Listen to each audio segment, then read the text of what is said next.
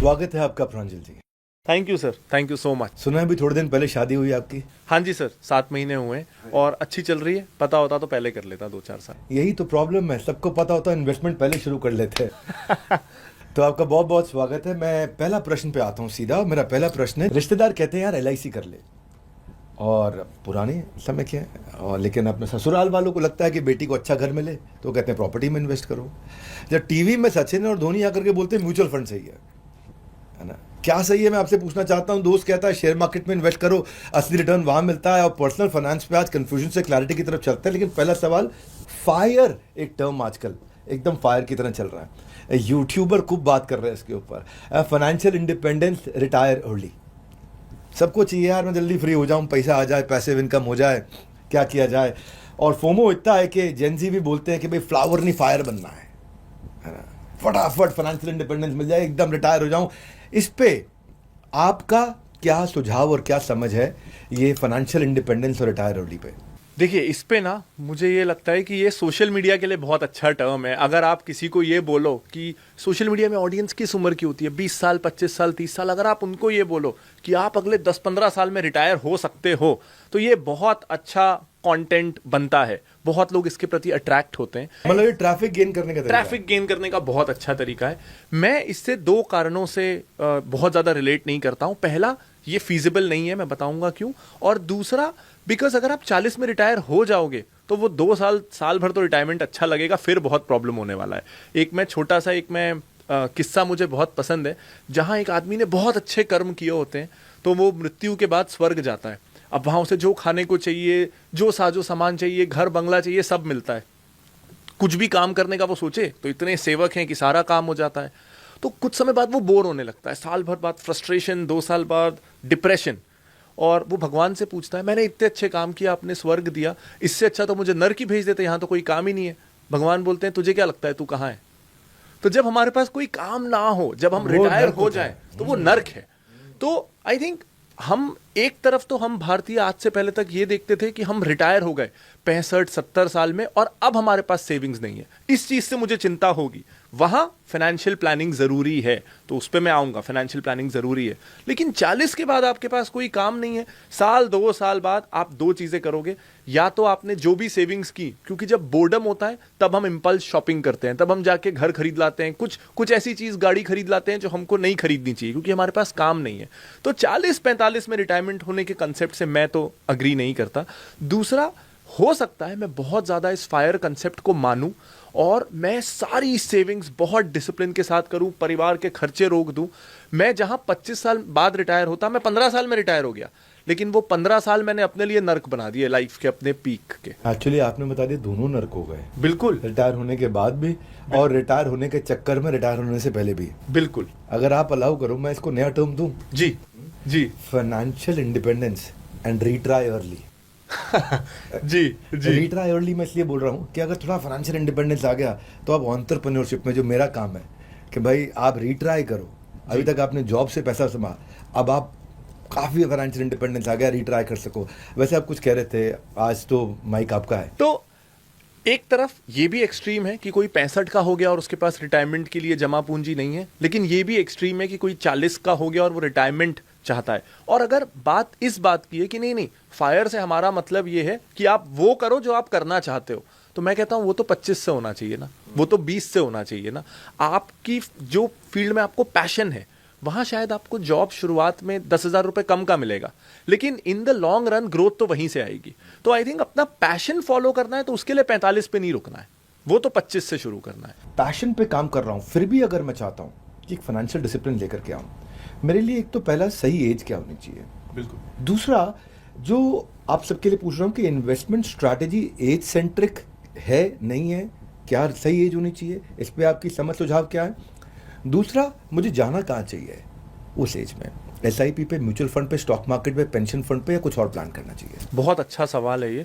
इस पे मैं ये कहूंगा कि देखो, अगर हम कॉम्प्लेक्स होना चाहें, एकदम इंट्रिकेट स्ट्रैटेजीज, किसी की गोल प्लानिंग रिस्क के हिसाब से, तो बहुत कॉम्प्लेक्स हो सकता है। और कई बार मुझे लगता है कि फाइनेंशियल प्लानिंग को जानबूझकर बहुत कॉम्प्लेक्स बनाया जाता है, वरना पैसे कैसे कमाएंगे। कोई मरीज अगर आए और मैं उसे बोलूं कि कुछ नहीं है, फल खा ले, विटामिन C खा ले, तो फीस कैसे मिलेगी। कई बार मैं नहीं कह रहा सब ऐसे करते हैं, लेकिन कई बार इस तरह की चीजें होती हैं। तो एलिमेंट्री लेवल पे financial planning is very very simple. अगर कोई इसे सच में सिंपल रखना चाहे, बहुत सिंपल है। क्या रूल है simple? 5-6 स्टेप्स हैं। हमेशा हमें यह ध्यान रखना है कि निवेश करने से पहले हमें हमारे पास जो ऑलरेडी है उसको प्रोटेक्ट करना है। क्योंकि ऐसा ना हो कि मैं बहुत मेहनत से अपनी सैलरी से 5,000 रुपये महीना जमा करके म्यूचुअल फंड में डाल रहा हूं और भगवान ना करे मुझे कोई हॉस्पिटलाइजेशन होता है, 1 लाख का बिल तो आप हॉस्पिटल में जाने के लग जाते हैं आजकल। तो सबसे पहले आता है insurance, life insurance. Step number 1, life insurance किसका? जो घर में अर्निंग मेंबर है। कई बार मैं देखता हूं बच्चों की लाइफ इंश्योरेंस ले ली जाती है, लेकिन लाइफ इंश्योरेंस का पर्पस है कि जो घर की अर्निंग मेंबर है अगर उसे कुछ होता है तो परिवार की आर्थिक स्थिति पे फर्क ना पड़े। ये पहला स्टेप। दूसरा, हेल्थ इंश्योरेंस, क्योंकि बीमार कोई भी हो सकता है। आप हॉस्पिटल जाएंगे, 2 लाख का बिल बन जाना है। तो सबसे पहले लाइफ, फिर हेल्थ इंश्योरेंस। जब हम इंश्योरेंस लेने जाते हैं यहीं हम फंसते हैं। हम देखते हैं कि यूलिप ले लेते हैं, इसमें साथ में इन्वेस्टमेंट भी आ जाएगा। तो कभी भी इंश्योरेंस और इन्वेस्टमेंट को मिक्स नहीं करना है। नीट एंड क्लीन रखें, एकदम neat and clean. Insurance, life insurance मतलब प्योर टर्म लाइफ इंश्योरेंस। ये इतना सस्ता है कि अगर कोई यंग है, 25 साल से कम का है, तो लगभग 10,000 रुपए में 1 करोड़ का इंश्योरेंस मिल जाएगा। Very good. तो हर कोई अफोर्ड कर सकता है। 500-600 रुपए महीने में ये आ जाता है। Step 1, step 2 done. स्टेप 3 इसके बाद आता है कि कई बार ऐसा होता है कि हमारी, जैसे कोविड में जो सेल्फ एम्प्लॉयड थे उनकी दुकानें बंद हो गई, किसी का जॉब चला गया, कभी हमारा कोई एक्सीडेंट भी होता है, फ्रैक्चर हो जाता है, 2 महीने की लीव लेनी पड़ती है। तो 3-4 महीने का खर्चा घर का हमारा सेविंग्स अकाउंट में रहे। इसको इमरजेंसी फंड, इमरजेंसी फंड इसका नाम है। तो उसको रखिए ताकि कभी भी कोई इमरजेंसी आए तो आपको कोई ऐसी जगह से पैसा ना निकालना पड़े जहां पे एंट्री मुश्किल है या जहां पे आप रिटर्न्स को मिस आउट करेंगे। तो वो ऑटो स्वीप अकाउंट हो सकता है। सेविंग्स अकाउंट में आप ऑटो स्वीप एक्टिवेट करिए, जिससे क्या होता है कि सेविंग्स अकाउंट की फ्लेक्सिबिलिटी भी है, आप जब चाहो निकालो। एफडी का इंटरेस्ट, और एफडी का इंटरेस्ट भी मिलेगा। तो इमरजेंसी फंड मिनिमम 3 महीने, मैक्सिमम 6 महीने, ये चीजें करके रखें। Life insurance, health insurance, emergency fund. इसके बाद, और ये ना मुझे चौथा पॉइंट यंग लोगों को समझाने में बहुत मुश्किल होती है कि वो नहीं मानते हैं कि वो बहुत जल्दी बूढ़े होने वाले हैं। जब आप 20-25 के हो तो आप 55-60 के होने वाले हो, ये आप सोचते नहीं हो। लेकिन मैं ये चाहता हूं कि हर कोई चौथा स्टेप अपनी रिटायरमेंट प्लानिंग करे।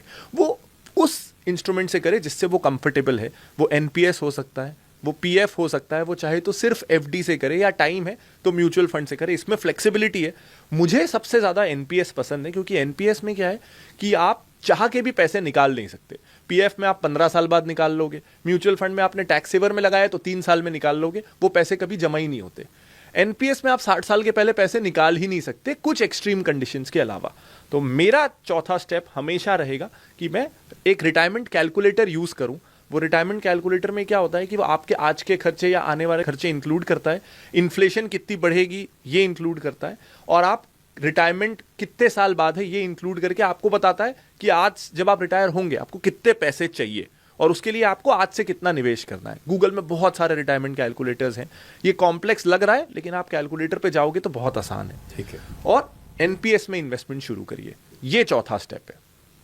अब 6 स्टेप होते हैं, मैं 5वें स्टेप पे आ रहा हूं। वो गोल्स जो अगले 10 साल के अंदर हैं और आपको पता है कि आने ही वाले हैं।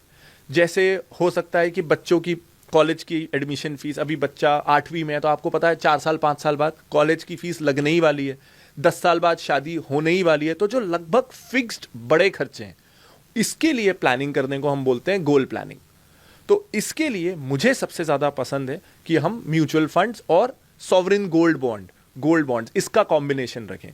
मैं चाहता हूं कि लोग सिर्फ म्यूचुअल फंड से भी करें, लेकिन इसमें होता क्या है कि लोग कंफर्टेबल नहीं होते। हम कितनी भी म्यूचुअल फंड की बात कर लें, किसी की नेटवर्थ होगी 1 करोड़ की, तो वो अपना 5% स्टॉक्स या म्यूचुअल फंड में डाल देंगे और कहेगा मैं इन्वेस्टेड हूं म्यूचुअल फंड में। मैं कहूंगा आप इन्वेस्टेड हो ही नहीं, आप सिर्फ नोशनली इन्वेस्टेड हो। जब तक आप अपनी कैपिटल का एक सब्सटैंशियल अमाउंट किसी एसेट क्लास में नहीं डाल रहे हो, मैं उसको इन्वेस्टमेंट नहीं मानूंगा। तो अगर आप म्यूचुअल फंड से कंफर्टेबल नहीं हो, कोई बात नहीं, आप गोल्ड खरीद लो, सॉवरिन गोल्ड बॉन्ड उसका दूसरा तरीका है। उससे कंफर्टेबल नहीं हो, आप रियल एस्टेट में कंफर्टेबल हो, आप रियल एस्टेट में डाल दो। मेरे हिसाब से तीनों एसेट क्लास लगभग एक जैसे हैं, किसी के कुछ प्रोज एंड कॉन्स थोड़े बहुत हो सकते हैं, लेकिन मैं आपको बोलता रहा हूं नहीं शेयर ही करो, नहीं म्यूचुअल फंड ही करो। उस चक्कर में आप कैपिटल एलोकेट ना कर सको, ये बड़ा नुकसान हो जाएगा। पैसा डालना जरूरी है। गोल्ड में म्यूचुअल फंड से शायद 1-2% रिटर्न कम आ जाए, लेकिन डालना जरूरी है।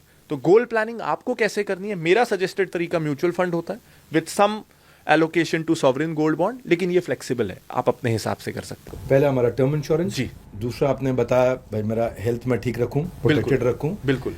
तीसरा फिर उसके बाद आपने बताया कि अब मेरे पास कोई इमरजेंसी फंड होना चाहिए। चौथा आपने एनपीएस बता दिया हमारे जी, को। जी। पांचवा आपने बताया कि कोई अगर आपका टाइम बेस्ड गोल है 5 से 10 साल वाला। 5 से 10 साल वाला। जी। छठा इसके बाद आता है अगर कोई, इसको मैं कंबाइन कर रहा हूं 2 स्टेप्स को, अगर कोई आपके फ्लेक्सिबल गोल्स हैं, जैसे मान लीजिए आपको यूएस हॉलिडे पे जाना है।